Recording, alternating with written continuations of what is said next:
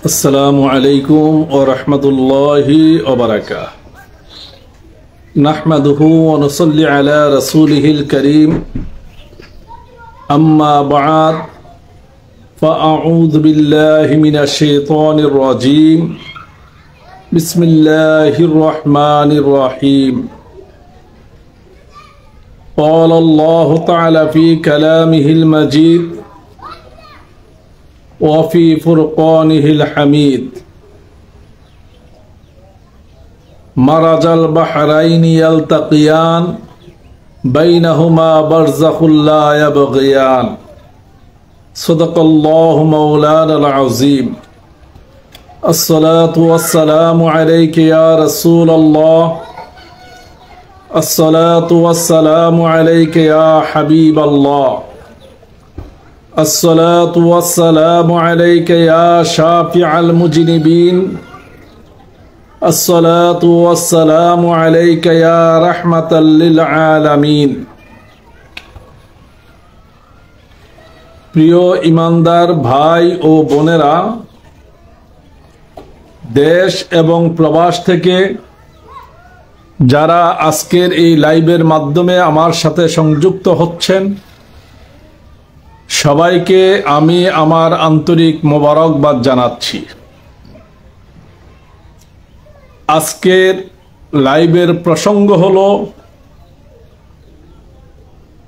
পবিত্র আহলে বাইত, মুহররম ও শিয়াবাদ।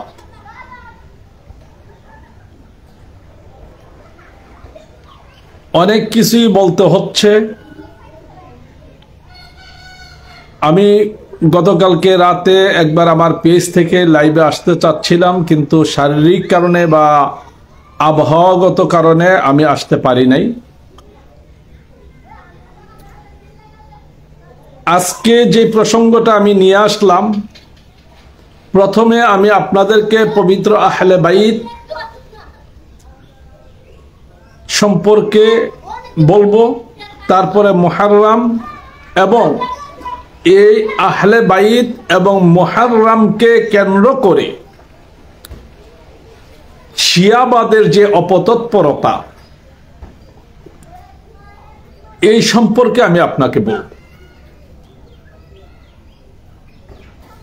আমার সবগুলো কথা আপনারা খুব গভীরভাবে খেয়াল করবেন, পাশাপাশি এই ভিডিওটাকে আপনারা খুব বেশি শেয়ার করে দিবেন।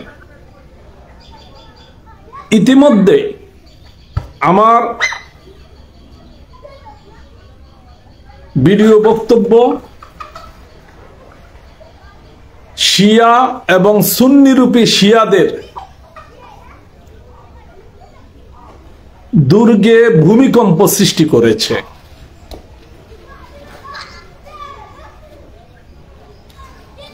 মোহাম্মদ মাসুদ হুসাইন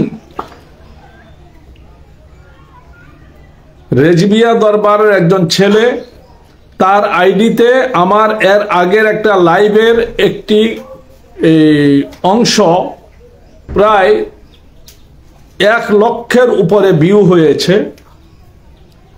মোহাম্মদ জাকির হুসাইন বাবুল, যথাসম্ভব ওনার বাড়ি কক্সবাজারের দিকে হবে, ওনার আইডিতেও একই ভিডিও সর্বাধিক ভিউ হয়েছে। তো এই ভিডিওটা অলরেডি পুরো শিয়া এবং সুন্নিরূপী শিয়াদের কলিজায় আঘাত করেছে, যার ফলশ্রুতিতে সুন্নিরূপী শিয়ারা না, সরাসরি যারা একেবারে ঘালি শিয়া, চরমপন্থী শিয়া, তারা আমাকে চ্যালেঞ্জ করে আবার পাল্টা ভিডিও দিয়েছে। তাতে করে আমি বুঝলাম যেন আমার মেডিসিন মোটামুটি কাজ করতেছে, অর্থাৎ তারা যে দেশের কোথায় কোথায় লুকিয়ে আছে এগুলো বের হয়ে আসতেছে। আচ্ছা, আপনি কি মনে করেন যেন শিয়ারা পবিত্র আহলে বাইতকে ভালোবাসে? তাদের কথাবার্তা, চাল চলন, তর্ক বিতর্ক, লেখনী সব কিছুতেই বোঝা যাচ্ছে যেন তারা পবিত্র আহলে বাইতকে মানে বিশেষভাবে শেরে খুদা, মাওলায় আলী, খাতুনে জান্নাত, ইমাম হাসান মুজতবা এবং ইমাম হুসাইন রাদিয়াল্লাহু তাআলা আনহুম ওনাদেরকে মনে হয় অনেক বেশি ভালোবাসে।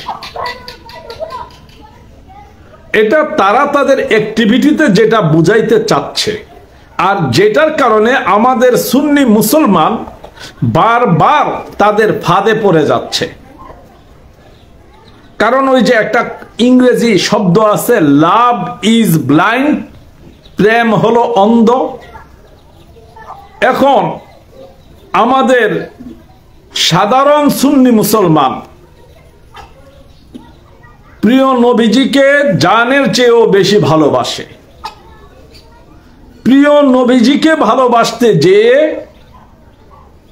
কুল্লা আসআলুকুম আলাইহি আজরান ইল্লা মাওয়াদ্দাতা ফিল কুরবা, এই আয়াতের উপরে ভিত্তি করে নবী পরিবার, নবীজির আহাল, নবীজির আওলাদ, খাতুনে জান্নাত সাইয়্যিদাতুন নিসা ফাতেমা বতুল, ফাতেমাতুজ জাহরা রাদিয়াল্লাহু তাআলা আনহা থেকে ধরে শেরে খুদা মাওলায় আলী কাররামাল্লাহু ওয়াজহুল করিম, ইমাম হাসান মুজতবা এবং ইমাম হুসাইন রাদিয়াল্লাহু তাআলা আনহু সহ নবী পরিবারের সবাইকে সুন্নিরা মনে প্রাণে ইমানে সর্বাধিক ভালোবাসে।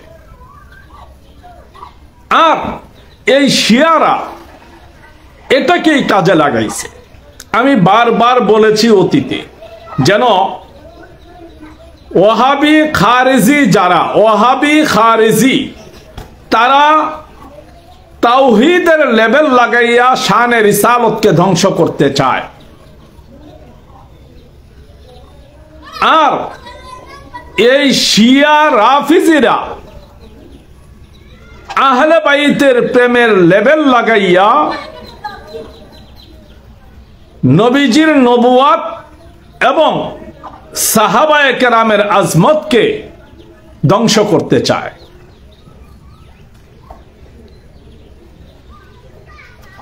আজকে এতদিন আপনারা বলছেন, আমি শুনছি, আজকে আমি আপনাদেরকে যারা আমার এই লাইভ দেখতেছেন তাদেরকে কিছু প্রশ্ন করব। ঈমানের দায়িত্বে আপনারা আমার এই প্রশ্নগুলোর জবাব কমেন্টে দেওয়া শুরু করবেন। আচ্ছা বলেন তো দেখি, কেউ যদি পবিত্র আহলে বাইতকে ভালোবাসে, পবিত্র আহলে বাইতকে ভালোবাসার জন্য কি সাহাবায়ে কেরামকে গালাগালি করা, ওনাদের সমালোচনা করা, ওনাদের দোষ ত্রুটি অন্বেষণ করা জরুরি?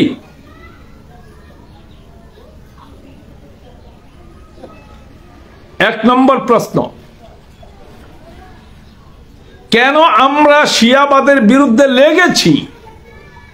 এই মোটিভটা আগে আপনাদের বুঝতে হবে। আমি একেবারে নিচের দিক থেকে উপরের দিকে যাচ্ছি, খেয়াল করবেন। আমি উপরের দিক থেকে আসবো না, নিচের দিক থেকে যাচ্ছি। শুরুটা ছিল হযরতে মুআবিয়া রাদিয়াল্লাহু তাআলা আনহুকে দিয়ে। তো আমি প্রথম পয়েন্টে ওখানে যাচ্ছি। অনেকে প্রশ্ন করবেন যে হুজুর আহলে বাইতের প্রসঙ্গটা টানতে যে আপনি হযরতে মুআবিয়ার নাম কেন আনলেন? এই কারণে আনলাম যেন পক্ষ এবং বিপক্ষ দুটো ধারা আছে। যখন আপনি বাংলাদেশের স্বাধীনতা সংগ্রামের কথা বলবেন তখন একদিকে স্বাধীনতার পক্ষে আরেকদিকে স্বাধীনতার বিপক্ষে দুইটা পার্ট চলে আসবে। তো যখন আহলে বাইতের ব্যাপারে মানুষকে তারা কনভার্ট করে, যখন আহলে বাইতের ব্যাপারে মানুষকে তারা ইমোশনাল ব্ল্যাকমেইল করে, তখন তারা সর্বপ্রথম যে অস্ত্রটা ব্যবহার করে সেই অস্ত্রটা হলো হযরতে মুআবিয়া রাদিয়াল্লাহু তাআলা আনহুর নাম। এখন আমি এটাকেই প্রথম পয়েন্টে আপনাদের সামনে তুলে ধরতেছি। আমার কথাগুলো খেয়াল করুন। আমাদের দৃষ্টিকোণ থেকে,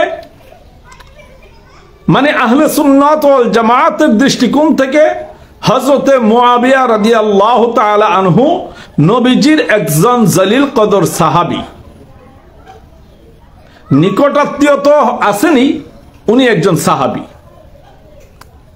এখন ওনাকে যদি আপনি প্রশ্নবিদ্ধ করেন, উনি মুনাফিক, উনি আসাদুল কুফফার, তিনি এই কি নাম, এই হিন্দা পতিতার সন্তান, তিনি জারস সন্তান, ইত্যাদি ইত্যাদি। তো এই কথাগুলো যখন আপনি আনবেন, তখন কমপ্লিটলি আপনার সামনে কিছু প্রশ্ন আসবে। প্রশ্ন আসবে এই যে একজন মুনাফিকের কাছ থেকে, একজন জারস সন্তানের কাছ থেকে, একজন আসাদুল কুফফারের কাছ থেকে ইমাম বুখারী, ইমাম মুসলিম সহকারে যারা হাদিস সংগ্রহ করেছেন তারা কি?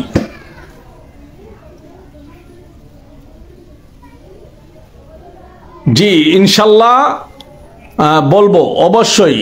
মুফতি রশিদুল ইসলাম রেজভী সাহেব শিয়ারা মুহররমে বিয়ে শাদী হারাম বলে এই বিষয়ে একটু আলোচনা করবেন ইনশাল্লাহ, চেষ্টা করব, যদিও লাইভটা অনেক লম্বা হয়ে যাবে। আর যদি না পারি, আজকে সম্ভব না হয়, তাহলে আগামীকালকে ঠিক এই সময়ে আবারও আমি আপনাদেরকে সময় দেব। শুধু আপনাদের প্রশ্নগুলো আমি নেব আর জবাব দেব, কোনো অসুবিধা নেই। এখন আসেন, উনি অর্থাৎ হযরত মুআবিয়া রাদিয়াল্লাহু তাআলা আনহু তিনি মুনাফিক, তাদের কথার সূত্র ধরে বলতেছি, আল্লাহ মাফ করুক, এই ধরনের আকীদা আমাদের কিয়ামতের আগেও যাতে না হয়। তো তারা যে প্রশ্নটা তুলেছেন যেন হযরত মুআবিয়া রাদিয়াল্লাহু তাআলা আনহু মুনাফিক, তিনি ধূর্ত, তিনি কূটকৌশলী, তিনি এই করেছেন, তিনি সেই করেছেন। তো এতগুলো বদ গুণ যার, এতগুলো বদ খাসিয়ত যার, এতগুলো দোষ ত্রুটি যার, ওই লোকটাকে যারা অতীতে সাহাবী মেনেছেন, ওনার থেকে হাদিস সংকলন করেছেন এবং ওনার শান আজমত বর্ণনা করেছেন, তারা কি হবে? নিশ্চিত তারাও মুনাফিক। কারণ চুরকে সমর্থন তো চুরেই করে, কাফেরের কুফরকে তো সমর্থন কাফেরই করে, কোনো ইমানদার তো করে না। তাহলে হযরত মুআবিয়া রাদিয়াল্লাহু তাআলা আনহু যদি একজন মুনাফিক হয়, একজন আসাদুল কুফফার হয়, আবু জেহেলের চাইতেও নিকৃষ্ট তিনি হন, তাহলে এখন ওনার কাছ থেকে যারা হাদিস সংগ্রহ করেছেন, ইমাম বুখারী, ইমাম মুসলিম, ইমাম আবু দাউদ, ইবনে মাজা, নাসাঈ, বাইহাকি সহকারে যারাই ওনার কাছ থেকে হাদিস সংগ্রহ করেছেন বা ওনাকে মুসলমান মনে করেছেন অথবা ওনাকে সাহাবী মনে করেছেন, তারা কি হবেন? নিশ্চিত তারাও মুনাফিক। 1 নম্বর পয়েন্ট। 2 নম্বর পয়েন্ট, ওনার দ্বারা যদি, যেহেতু তিনি কাতিবে রাসূল ছিলেন, কাতিবে ওহী ছিলেন, সেই সূত্রে ওনার দ্বারা যদি একটা আয়াতও কোরআনে এসে থাকে, তাহলে মুনাফিকের হাতের লেখা ওই আয়াতটা কোরআনে কারীম থেকে বাদ দেওয়া ফরজ হয়ে যাবে। কেননা মুনাফিকের এই লেখাটা কোরআনে গ্রহণযোগ্য হবে না। 2 নম্বর পয়েন্ট। 3 নম্বর পয়েন্ট, এই মুনাফিককে যারা গভর্নর বানিয়েছিলেন, এই মুনাফিককে যারা সমর্থন দিয়েছিলেন, তারা কারা?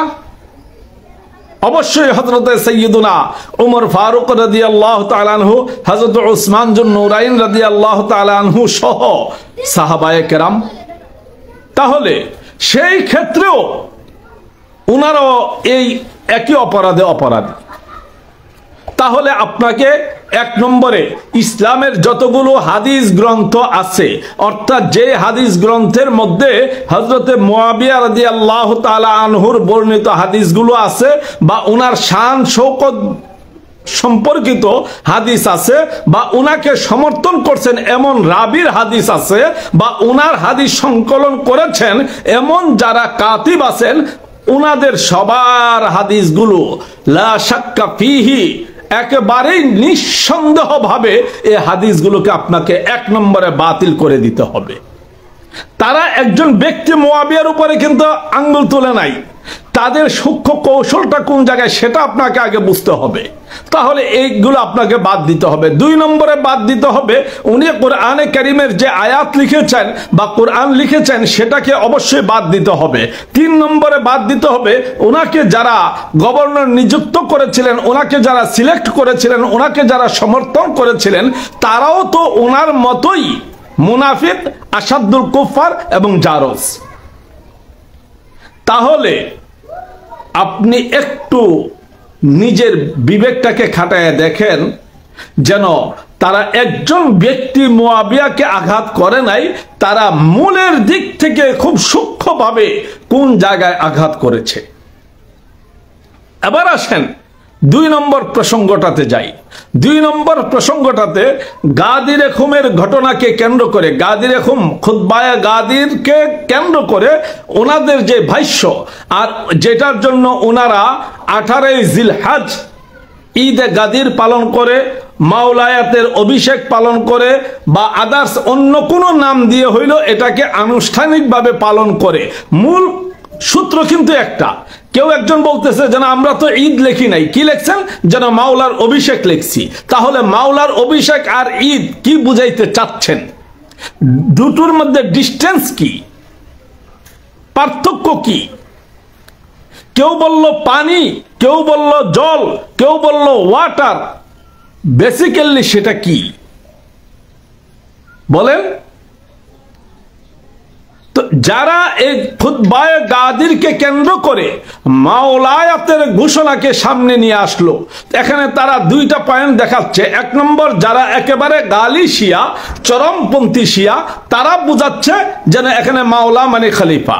আর আমাদের দেশের মধ্যে যারা অতি পণ্ডিত, চালাক, চতুর এবং সুন্নি রূপী শিয়া, যারা এখনো ডাইরেক্টলি শিয়াবাদ আমাদের মধ্যে উপস্থাপন করার সুযোগ পাচ্ছে না, তারা কি করতেছে? তারা এটাকে বলতেছে যেন এটা ওনার বেলায়েতের অভিষেক। বেলায়েতের অভিষেক কি গাদিরে খুমে? গাদিরে খুম তো একটা প্রেক্ষাপট, একটা ঘটনার প্রেক্ষাপট। যদি আপনি বেলায়েতের হিসাবও করেন, তাহলে বেলায়েতের হিসাব তো হবে হিজরতের রাত্র থেকে। তাহলে আমরা যেই দিন হিজরি নববর্ষ পালন করি, ওই দিনটাই তো আমাদের জন্য সঠিক আছে। ঈদ হলে ওইটা হওয়া উচিত, গাদির খুম তো হবে না। তো এখন তারা যেই গাদির খুম পালন করতেছে, ঈদে গাদির খুম, আমরা খুতবায়ে গাদির খুমের বিরোধিতা করি না। জি জাকির সাহেব, আমি বলতেছি আমরা খুতবায়ে গাদির খুমের বিরোধিতা না। খুতবায়ে গাদির খুমকে আমরা অন্তরে লালন করেই আমরা শেরে খুদাকে মাওলা বলি, মাওলায়ে কায়নাত বলি।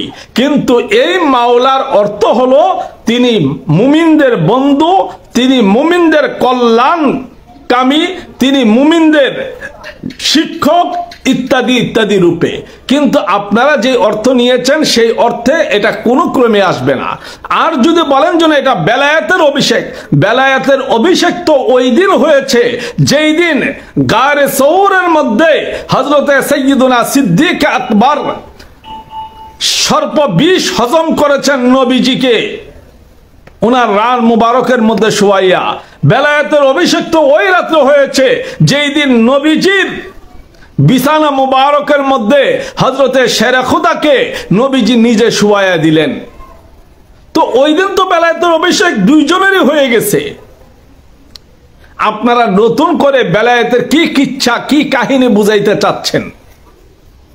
এখানে এসে তারা খুব কৌশলে লোকজনকে বোঝাচ্ছেন যেন আমাদের তরিকার মূলে তো শেরে খুদা মাওলায়ে আলী। হ্যাঁ, কাদরিয়া তরিকার মূলে হলেন শেরে খুদা মাওলায়ে আলী কাররামাল্লাহু ওয়াজহুল কারীম, কিন্তু নকশবন্দিয়া মুজাদ্দিদিয়া তরিকার মূলে হলেন হযরতে সাইয়্যিদুনা সিদ্দিক আকবর রাদিয়াল্লাহু তাআলা আনহু। এখন যদি বাংলাদেশে কোনো লোক নিজেকে নকশবন্দি মুজাদ্দিদি দাবি করার পরে হযরতে সিদ্দিক আকবর রাদিয়াল্লাহু তাআলা আনহুকে আফজাল মনে না করে, তাহলে ওই লোকটা চিটার, বাটপার, টাউট, মিথ্যুক, ধোঁকাবাজ। কারণ সে উপর দিয়া তরিকার লেবেল লাগাইছে মানুষকে পথভ্রষ্ট করার জন্যে। সে মূলত যিনি এই সিলসিলার মূল হযরতে সাইয়্যিদুনা আবু বকর সিদ্দিক রাদিয়াল্লাহু তাআলা আনহু, উনাকে মানে না। এখন আপনার নিজস্ব ব্যাখ্যা তো আমি নেব না। আপনি রাজারবাগের পীর হন, আপনি দেওয়ানবাগের পীর হন, আপনি আটরশির পীর হন, আপনি এমুক খানের পীর হন, তমুক খানের পীর হন, আপনার কোনো বক্তব্য আমি নেব না। কারণ আপনি আমার কাছে গোড়ার ডিমও না। আমি বক্তব্য নেব হযরতে ইমাম বাহাউদ্দিন জাকারিয়া নকশবন্দ এবং ইমাম শায়খ আহমদ মুজাদ্দেদ আল ফেসানি রাদিয়াল্লাহু তাআলা আনহুর। তো উনারা দুইজনেই যেহেতু উনাদের তরিকার মূল কেন্দ্রবিন্দু ধরেছেন হযরতে সাইয়্যিদুনা সিদ্দিক আকবরকে, এখন আপনি মধ্য দিয়ে আইসা এত বড় ফকির, এত বড় ওলি, এত বড় মুস্তাহিদ আপনি কখন হয়ে গেলেন যেন আপনি নতুন করে এসে এটাকে অন্যদিকে ডাইভার্ট করার চেষ্টা করতেছেন? এবার আসেন, আমি দ্বিতীয় যে প্রসঙ্গটাকে নিয়েছিলাম, যেন তারা ঈদে গাদির খুম অর্থাৎ খুতবায়ে গাদির খুমকে কেন্দ্র করে যে বক্তব্যটা দিচ্ছেন, সেই বক্তব্যের মূল সাবস্টেন্স, মূল সারমর্মটা হলো এই, যেন হযরতে শেরে খুদা মাওলানা আলীকে নবীজি বেলায়েতের প্রদান করেছেন, খলিফাতুল মুসলিমিন করেছিলেন, কিন্তু সেই ক্ষেত্রে এটা ইসলামের প্রথম 3 খলিফা মানে নাই। ওনারা ওনার সাথে ধোঁকাবাজি করে, জুত চুরি করে, মক্করবাজি করে, ঠকবাজি করে ওনার থেকে সেটাকে ছিনায় নিছেন। তাহলে আগে তারা আঙ্গুল তুলেছিল হযরতে মুআবিয়া রাদিয়াল্লাহু তাআলা আনহুর প্রতি, এখন তারা ইনিশিয়ালি ভাবে আঙ্গুল তুলল ইসলামের প্রথম 3 খলিফার প্রতি। তাহলে ইসলামের প্রথম 3 খলিফা নবীজির পর থেকে এই বিগত সময় পর্যন্ত ইসলামের কর্মকাণ্ডের যা কিছু করেছেন, যা কিছু, সবগুলো আনরাইট, একটাও সঠিক না। সেই ক্ষেত্রে হযরতে সাইয়্যিদুনা উসমান যুন নুরাইন রাদিয়াল্লাহু তাআলা আনহু সহ ওনারা যে আপনার কুরআনে কারীমকে পাণ্ডুলিপি করেছেন, এটাকে নুসখা করেছেন, সেটাও এখন গ্রহণযোগ্যতা পাবে না। এবং ওনাদের থেকে যে সমস্ত হাদিসগুলো রিওয়ায়াত হয়েছে সেগুলোও বরবাদ হয়ে যাবে।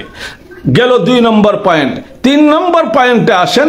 এবার তাদের দাবি হলো কিরতাসের ঘটনা, অর্থাৎ কাগজ কলম আনার ব্যাপারে।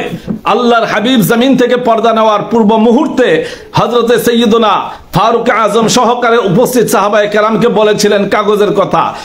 নবীজির অসুস্থ অবস্থার কথা খেয়াল করে হযরতে সাইয়্যিদুনা ফারুক আজম বলেছিলেন, ইয়া রাসূলুল্লাহ, সেটার প্রয়োজন হবে না, আপাতত আপনি আমাদের মধ্যে আছেন এবং কোরআনে কারীম আছে, এতটুকুই আমাদের জন্য যথেষ্ট।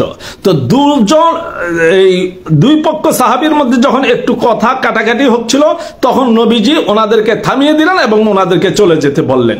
ঘটনাটা জাস্ট এতটুকুই। এটাকে রং সং লাগাইয়া এমন ভাবে এটাকে কালারিং করা হয়েছে, কালারিং করে বলা হচ্ছে যেন হযরত ওমর নবীজির উপরে দিয়া পাকনামি করছে, ওনার উপর দিয়া ইয়া করছে, নবীজিকে তারা হত্যা করতে চাইছে, এই জন্য মাওলানা আলীকে খেলাফত লিখে দিয়ে যেতে পারেন নাই।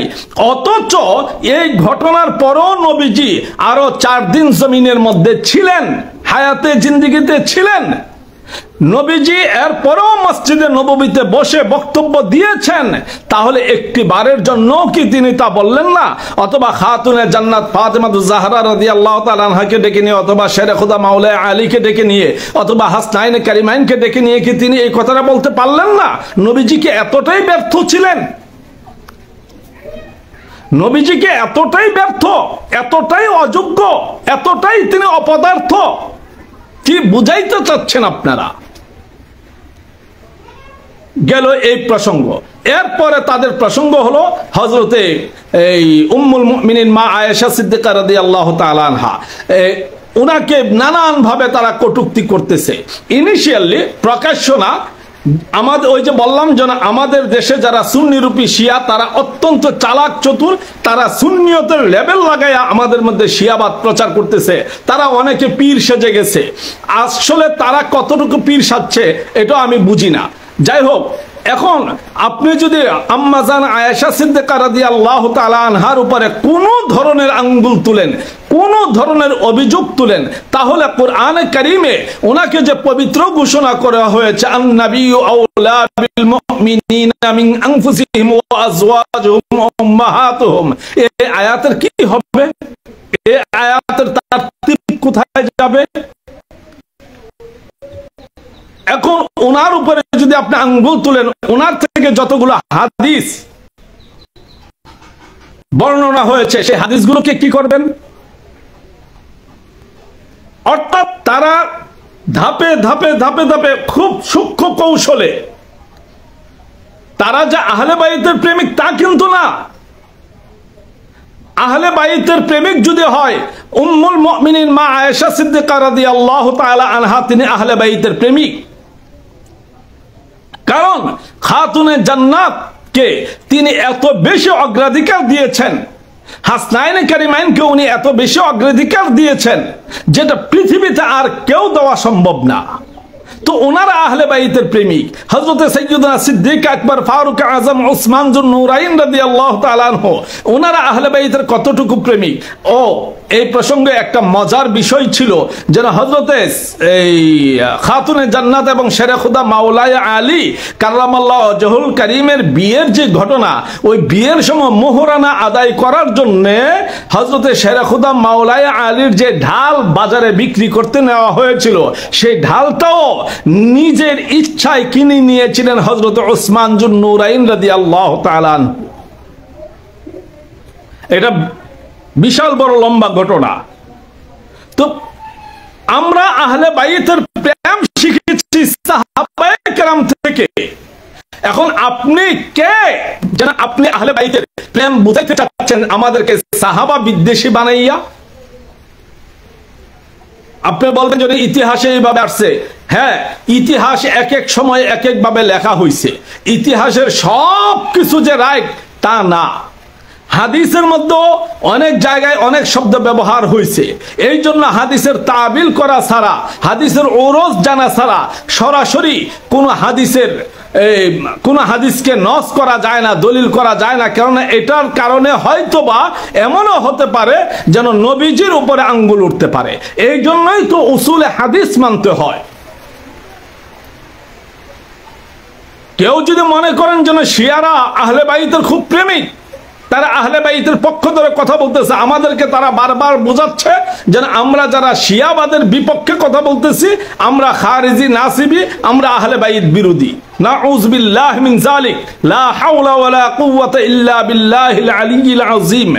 আমরা আমাদের অস্তিত্বের মধ্যে আহলে বাইতকে ধারণ করি, কিন্তু আহলে বাইতকে ধারণ করার অর্থ এই নয় যেন আপনি সাহাবায়ে কেরামকে গালাগালি করবেন, আপনি সাহাবায়ে কেরামের সমালোচনা করবেন, আপনি এই সাহাবায়ে কেরামের দোষ ত্রুটি অন্বেষণ করবেন। আহলে বাইতকে ভালোবাসার অর্থ এই নয় যেন আপনি কোরআনুল কারীমের উপরে আঙ্গুল তুলে দিবেন। আহলে বাইতকে ভালোবাসার অর্থ এই নয় যেন আপনি বলবেন যেন নবীর জন্ম কাবার বাহিরে, আলীর জন্ম কাবার ভিতরে, বিধায়ী আর এই নবীর চাইতে আলী উত্তম।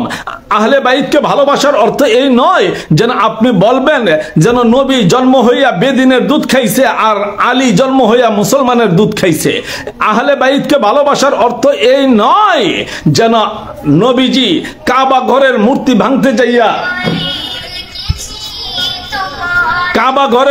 ভাঙতে যাইয়া শেরে খুদা মাওলায়ে আলীকে কাঁধে তুলেছেন, সেটাকে আপনি কেন্দ্র করে এটা বলতে পারবেন না যেন নবীর চাইতে আলী বড়।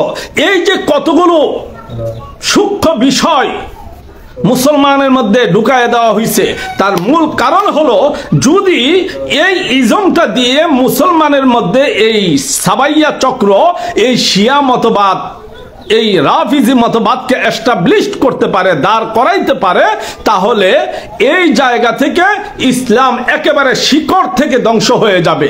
কারণ যখন হযরত আবু বকর সিদ্দিক প্রশ্নবিদ্ধ হবেন, যখন হযরত ওমর প্রশ্নবিদ্ধ হবেন, যখন হযরত শেখ উসমান জুন নুরাইন রাদিয়াল্লাহু তাআলা আনহু প্রশ্নবিদ্ধ হবেন, এইভাবে আস্তে আস্তে যখন সকল সাহাবায়ে কেরাম প্রশ্নবিদ্ধ হবেন, উম্মুল মুমিনিনগণ প্রশ্নবিদ্ধ হবেন, হাদিসের কিতাব প্রশ্নবিদ্ধ হবে, কোরআনে কারীম প্রশ্নবিদ্ধ হবে, তখন আপনি ইসলামকে কোন জায়গায় দাঁড় করাবেন?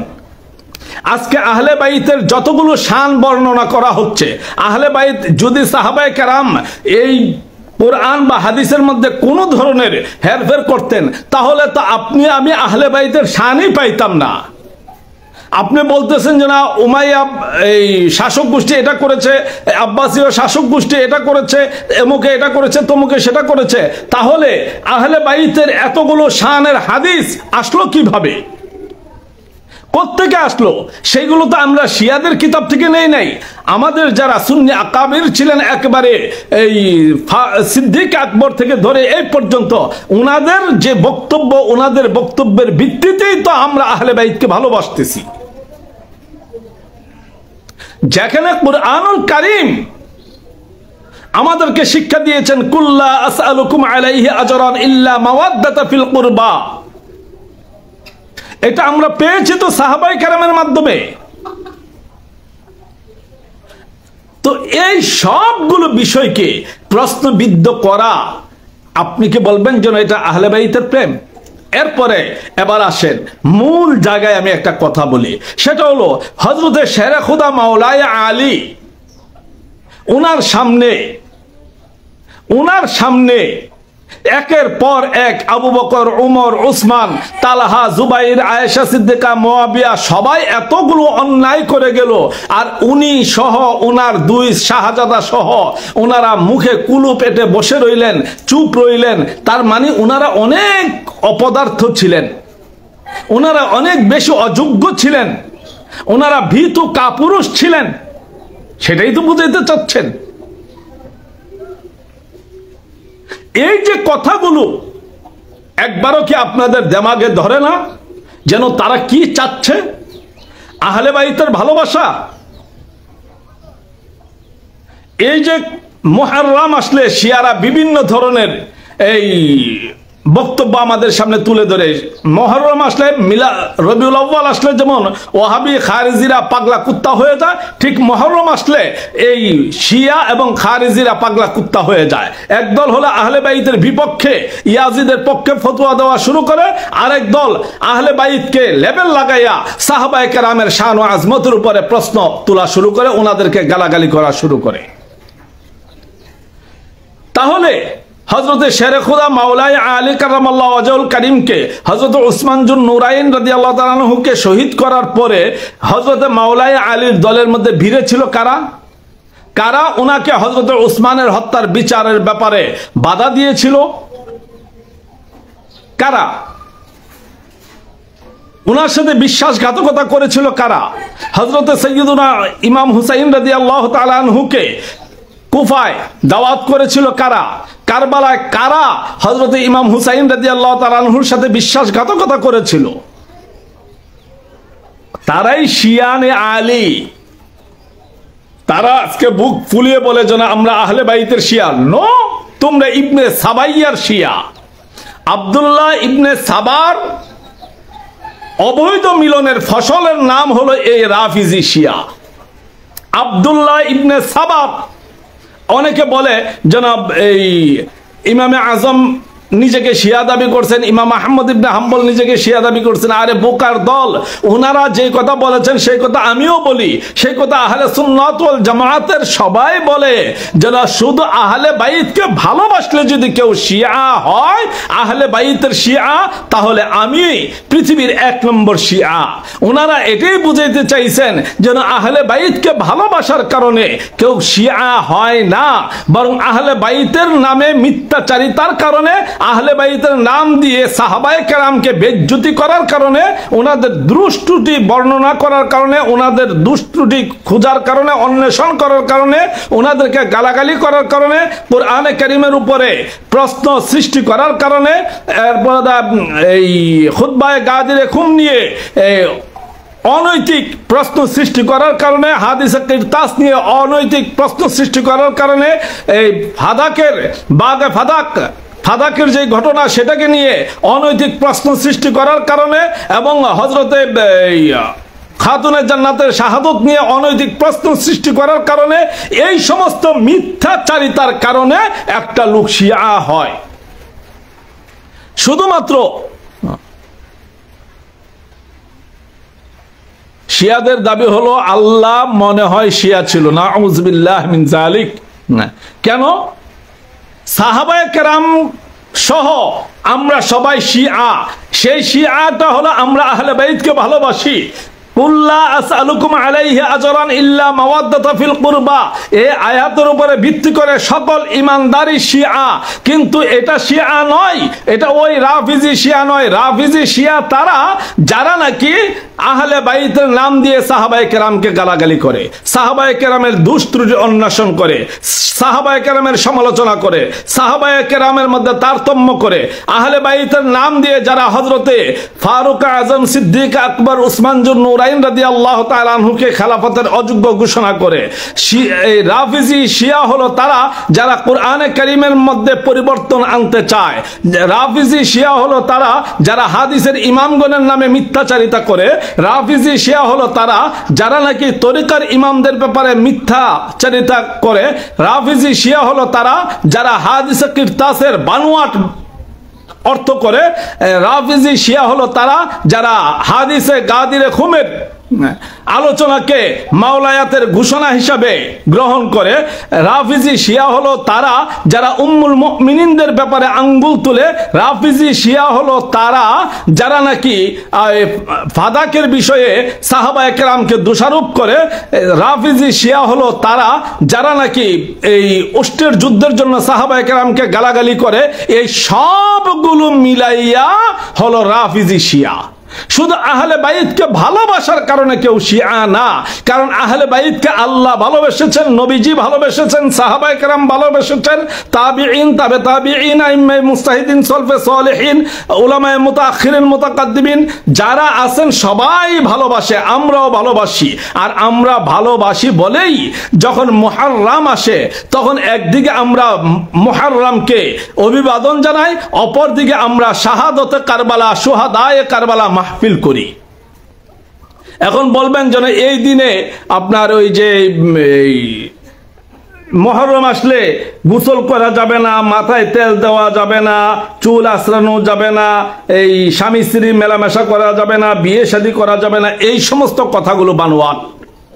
এইগুলো হলো ইসলামকে প্রশ্নবিদ্ধ করা, ইসলামকে অনৈতিক ধর্ম হিসাবে বিজাতির কাছে প্রমাণ করানোর জন্য এই সমস্ত কথাগুলো আনা হয়েছে। এইগুলো আমাদের আহলে সুন্নাত ওয়াল জামাত তথা আহকামে শরীয়ত কোনো কালেই সমর্থন করে না।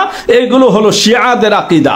হ্যাঁ, আপনি অবশ্যই আহলে বাইতের স্মরণে এবং শুহাদায়ে কারবালার স্মরণে আপনার মনের মধ্যে কান্না হবে, আপনি সেটার জন্য কষ্ট অনুভব করবেন, কিন্তু সেই কষ্টটাকে আপনি আনুষ্ঠানিকভাবে করার কোনো কারণ নাই, কেননা শরীয়ত আপনাকে সেই অধিকার, সেই অথরিটি দেয় নাই। আর শরীয়ত মানে হলো মাওলায়ে আলী তা না, শরীয়ত মানে হলো আল্লাহ এবং আল্লাহর রাসূল, কোরআন এবং সুন্নাহ। এর বাহিরে আপনি যাকেই বলেন কেউ ইসলামের মাপকাঠি হতে পারবে না, শরীয়ত হতে পারবে না। হ্যাঁ, সত্যের মাপকাঠি সাহাবায়ে কেরাম, ওনাদেরকে আমরা মিয়ারে হক হিসাবে মানি। আর মিয়ারে হক হওয়ার কারণেই আমরা সাহাবায়ে কেরামকে আদেল মানি, ন্যায়পরায়ণ মানি, যার কারণে সাহাবায়ে কেরামের বর্ণিত হাদিসগুলোকে আমরা গ্রহণ করি। প্রিয় সুন্নি জনতা, আপনারা নিশ্চয়ই বুঝতে পারলেন যেন শিয়ারা মূলত কি চাচ্ছে। আর বাংলাদেশে আমাদের কিছু এই অতি চালাক, অতি পণ্ডিত কিছু এই সুন্নি নামক শিয়া তারা বিভিন্ন কূট কৌশলে আমাদের মধ্যে শিয়াইজম ঢুকাইতে চাচ্ছে। একদল বলতে চাচ্ছে, হ্যাঁ গাদি রকম আপনারা শিয়াদেরকে দিয়ে দিচ্ছেন, এটা পালন করলে অসুবিধা কি? কেন পালন করতে হবে সেটা আগে আপনি আমাকে বুঝান। আপনি আমাকে আগে বলেন যেন এটা কেন পালন করতে হবে। এটা একটি মামলার রায় ছিল, মামলার রায়ের প্রেক্ষিতে আপনি এটা পালন করতে পারেন না। তাহলে হযরতে সিদ্দিক আকবরকে যেদিন সিদ্দিক আকবর ঘোষণা করা হয়েছে, ফারুক আজমকে যেদিন ফারুক আজম ঘোষণা করা হয়েছে, হযরত উসমানকে যেদিন গানি এবং যুন্নুরাইন বলা হয়েছে, ওই দিনগুলোও তো আপনাকে পালন করতে হবে। ওনারা দূরের কেউ তো না, ওনারা নবীজির একেবারেই নিকটাত্মীয়, একেবারেই নিকটাত্মীয়। তো আপনি এইগুলো পালন করবেন না। না, এই সুলতানশি দরবার যেটা, এটা শিয়া, এটা শিয়া। ওদের অনেকগুলো রেকর্ড আমার কাছে আছে, ওরা শিয়া। তারপর ওই যে চট্টগ্রামের কি সুলতানপুরি, এগুলো ম্যাক্সিমাম শিয়া। অর্থাৎ এক কথায় মনে রাখবেন, সাহাবায়ে কেরামের তাওহীন যারা করবে, সাহাবায়ে কেরামের উপরে যারা আঙ্গুল তুলবে, সাহাবায়ে কেরামের ব্যাপারে যারা প্রশ্ন সৃষ্টি করবে, মাযহাবের ইমামদের ব্যাপারে যারা প্রশ্ন সৃষ্টি করবে, হাদিসের ইমামদের উপরে যারা প্রশ্ন সৃষ্টি করবে, উম্মুল মুমিনিনদের ব্যাপারে যারা প্রশ্ন সৃষ্টি করবে, সে যত বড় পীরেই সাজক, সে হলো নায়েবে শয়তান। তাকে কোনো ক্রমেই অনুসরণ করা যাবে না। আর নিরামিষ খাওয়ার তো কোনো কারণই নাই। আপনি যদি নফল রোজা রাখেন, এই রোজাটা হবে আপনার নফল। স্বামী স্ত্রীর মেলামেশা হইল ফরজ। এখন একটা লোক জেনা করে ফেলবে, সে কি তার স্বামী স্ত্রীর মেলামেশা করবে না? এই ধরনের আজগুবি কথা কুরআন, হাদিস, ইজমা, কিয়াস কোথাও লেখা নাই, কোথাও লেখা নাই। আপনি আপনার মন গড়া মতো ইসলামকে এই ব্যাখ্যা দিবেন, আপনার মন গড়া মতো আপনি ইসলামী শরীয়তকে এই মানার চেষ্টা করবেন, এটা হবে না। তাহলে আপনি মুসলমান নন, বরং আপনি মুসলমানের মধ্যে ফিতনা সৃষ্টিকারী একটা বাতিল ফিতনা। সব এলাকায় আপনারা জানিয়ে দেন, নিরামিষ খাওয়ার কোনো প্রয়োজন নাই, মাছ গোস্ত সব খাবেন। শুধু 9-10 2 দিন রোজা রাখতে বলেন। হ্যাঁ, কাহারও যদি সম্ভব হয় তিনি একবারে পহেলা মুহররম থেকে 10 মুহররম পর্যন্ত পুরোটা রোজা রাখুক, আলহামদুলিল্লাহ, সেটার জন্য কোনো আপত্তি নাই। কিন্তু নিরামিষ খাইতে হবে, জুতা পায়ে দেওয়া যাবে না, মাথায় তৈল ব্যবহার করা যাবে না, বিয়ে শাদী করা যাবে না, স্বামী স্ত্রী মেলামেশা করা যাবে না, এই ধরনের কোনো বাধ্যবাধকতা নাই। এরপরে এই মুহররম অর্থাৎ শুহাদায়ে কারবালার অনেকগুলো এই গুরুত্বপূর্ণ বিষয় আছে। নবীজি জানতেন, মাওলায়ে আলী জানতেন, খাতুনে জান্নাত জানতেন, হাসনাইনে কারিমাইন জানতেন কারবালার ঘটনা ঘটবে। ওনারা কেউ এটা অজানা নয়। তাহলে ওনারা এটাকে ফিরানোর জন্য দোয়া করলেন না কেন? কেন দোয়া করলেন না? এটার পিছনে এক বিশাল রহস্য রয়ে গেছে। যত দরবার হোক, আপনারা সাধারণ জনতা বুঝে না, আপনারা বোঝানোর চেষ্টা করেন। আমাদের সুন্নি মৌলবীদের দোষ হলো, আমরা গেলে একটা কিচ্ছা কাহিনী তুলে দেই, সুর দিয়া কতক্ষণ গান গজল গাইয়া জিকিরের নামে নাচানাচি করে আমরা চলে আসি। আমরা মৌলিক যে বিষয়গুলো আমাদের সাধারণ সুন্নি মুসলমানকে ভাইরাস আক্রান্ত করতেছে, সে বিষয়গুলো আমরা আলোচনা করি না। এটা সাধারণ জনগণের কোনো দোষ নাই। সাধারণ জনগণকে সতর্ক করা আপনার আমার ইমানি দায়িত্ব। আপনারা মুহররম পালন করবেন, তাজিয়া মিছিল করবেন না, মিলাদ মাহফিল করবেন, নফল নামাজ আদায় করবেন, কোরআন তেলাওয়াত করবেন, গরিব এতিম মিসকিনদেরকে খাওয়াবেন, আর পরিচ্ছন্ন থাকবেন, পবিত্র থাকবেন। আল্লাহ যা হালাল করে দিয়েছেন তার সব কিছুই আপনাদের জন্য হালাল আছে। এটাকে যদি কেউ হারাম বলতে চায় বা এটার উপরে যদি কেউ ঘৃণা আরোপ করতে চায়, তাহলে মনে রাখবেন যেন তার ঈমানের মধ্যে সমস্যা আছে। কেননা সে আল্লাহর উপর দিয়া নিজেকে বেশি পণ্ডিত মনে করে, নবীজির উপর দিয়া নিজেকে বেশি পণ্ডিত মনে করে, মাযহাবের ইমামদের উপর দিয়া নিজেকে বেশি পণ্ডিত মনে করে। এই ধরনের অতি পণ্ডিত যারা আছে, তারা আমাদের জন্য, গোটা ইসলামের জন্য একটা ভয়ঙ্কর কাল সাপ, ভয়ঙ্কর কাল সাপ। আহলে বাইতকে ভালোবাসবেন, আহলে বাইতের নাম প্রত্যেক দিন প্রত্যেক নামাজের পরে ওজিফা হিসাবে জপবেন। আহলে বাইতের জন্য নীরবে নীরবে চোখের পানি ফেলবেন, দোয়া করার সময় আহলে বাইতের উসিলা দিয়া আল্লাহর কাছে দোয়া করবেন। মুসিবতে পড়লে আহলে বাইতের নাম পড়ে আল্লাহর কাছে ওনাদের উসিলায় দোয়া করবেন। এই সবগুলো জায়েজ, কিন্তু শিয়াদের অনুকরণে কোনো কাজ করবেন না, কারণ শিয়ারা যা কিছু করতেছে তা মূলত আহলে বাইতের লেভেল লাগাইয়া ইসলামকে ধ্বংস করার জন্য করতেছে। আল্লাহ পাক রব্বুল আলামিন আমাদেরকে এই শিয়াদের কবল থেকে গোটা আহলে সুন্নাত ওয়াল জামাতকে হেফাজত করুক। আমাদেরকে মুহাররমুল হারামের মধ্যে আল্লাহ রাসূলের প্রবর্তিত এবং আহলে বাইতের সমর্থিত, সাহাবায়ে কেরামের সমর্থিত নেক আমলগুলো করার তৌফিক দান করো। আপনাদের প্রশ্ন উত্তর যদি থাকে আপনারা আমাকে কমেন্টে জানাবেন, তাহলে আমি চেষ্টা করব শুক্র বা শনি দুদিনের যে কোনো একদিন আপনাদের প্রশ্নগুলোর উপরে ভিত্তি করে আমি আরেকটা লাইভে আসার জন্য। যার যত ধরনের প্রশ্ন আছে সেই প্রশ্নগুলো আপনারা আমাকে কমেন্টে করে রাখবেন, ইনশাল্লাহ আমি চেষ্টা করব ওইগুলো নিয়ে আবার আপনাদের সাথে বসার জন্য। ওমা আলাইনা ইল্লাল বালাগ। আসসালামু আলাইকুম ওয়া রাহমাতুল্লাহ।